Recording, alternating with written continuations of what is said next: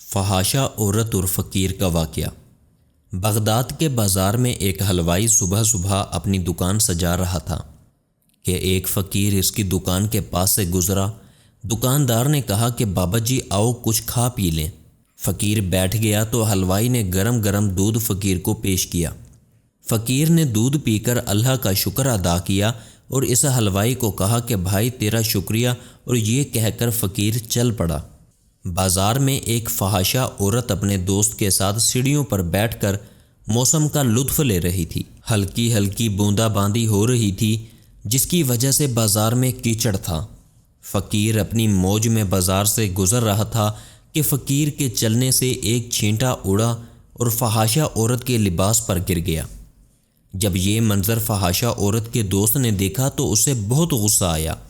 وہ اٹھا اور فقیر کے منہ پر تھپڑ مارا اور کہا فقیر بنے پھرتے ہو، چلنے پھرنے کی تمیز نہیں۔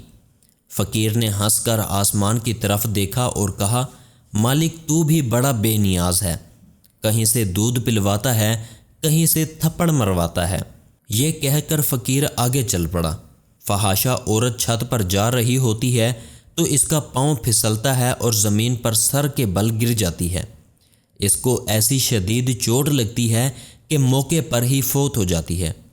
شور مچ گیا کہ فقیر نے آسمان کی طرف منہ کر کے بد دعا دی تھی، جس کی وجہ سے یہ جان چلی گئی۔ فقیر ابھی بازار کے کسی دوسرے کنارے تک نہیں پہنچ پایا تھا کہ اس فحاشہ عورت کے دوست نے فقیر کو پکڑ لیا اور کہا کہ بڑے فقیر بنے پھرتے ہو، حوصلہ پھر بھی نہیں رکھتے ہو۔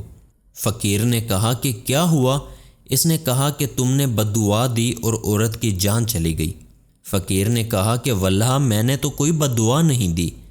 تو اس شخص نے کہا کہ نہیں، تیری ہی بد دعا کا کیا دھرا ہے۔ جب اس نے ضد کی تو فقیر نے کہا کہ اصل بات پوچھتے ہو تو میں بتاتا ہوں کہ میں نے کوئی بد دعا نہیں کی، یہ یاروں یاروں کی لڑائی ہے۔ لوگوں نے کہا وہ کیسے؟ فقیر نے کہا کہ جب میں گزر رہا تھا اور میرے پاؤں سے چھینٹا اڑا اور اس عورت کے لباس پر پڑا تو اس کے یار کو غصہ آیا، اس نے مجھے مارا تو پھر میرے یار کو بھی غصہ آ گیا۔